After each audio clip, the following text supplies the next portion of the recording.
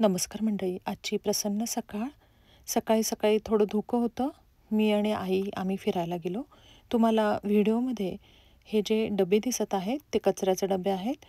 आज कचऱ्याचा दिवस असल्यामुळे प्रत्येकाने आपापले कचऱ्याचे डबे आपापल्या घराच्या समोर काढून ठेवलेले आहेत. थोड्या वेळातच कचऱ्याची गाडी येईल. आम्ही फिरून आलो.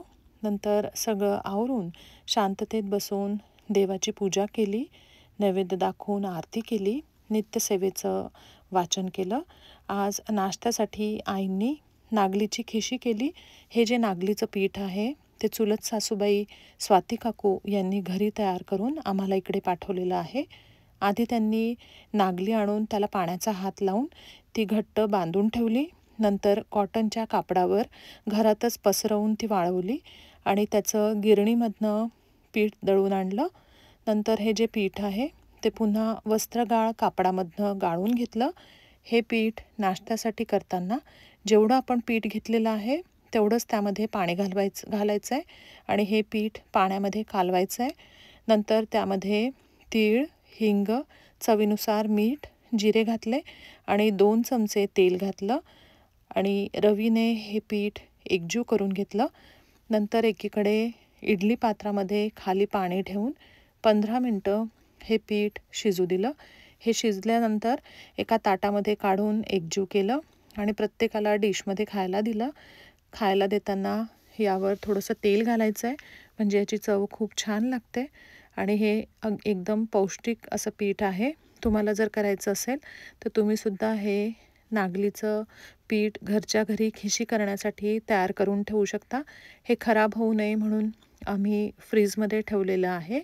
अशा प्रकारे तुम्ही हे पीठ तयार करू शकता. नाश्ता झाल्यानंतर वरचं सगळं छान आवरून आले. नंतर स्वयंपाकाची सगळी तयारी करून ठेवली. स्वयंपाकाला लागले. पत्ताकोबीची भाजी, शेवभाजी, नंतर आंब्याचा रस, कढी, फुलके असा सगळा स्वयंपाक केला. राईस कुकरमध्ये आधीच भात लावलेला होता आणि आंब्याचा रस पण खूप छान झाला. नंतर सगळ्यांना जेवायला वाढलं. सगळ्यांनी मिळून आम्ही एकत्र बसून जेवणं केली. दुपारी किचन सगळं स्वच्छ आवरून घेतलं. थोडा वेळ आराम केला. दुपारी एखादा तास भरपूर पाऊस पडला. नंतर थोडंसं उजाडलं. सूर्यप्रकाश नंतर दिसायला सुरुवात झाली.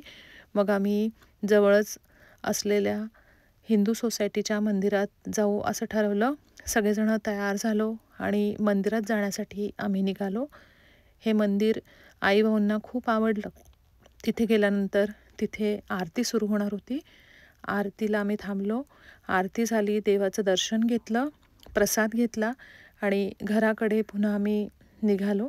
आमच्या घराकडे येताना आम्हाला मध्ये इंडियन ग्रोसरी स्टोअर लागतं.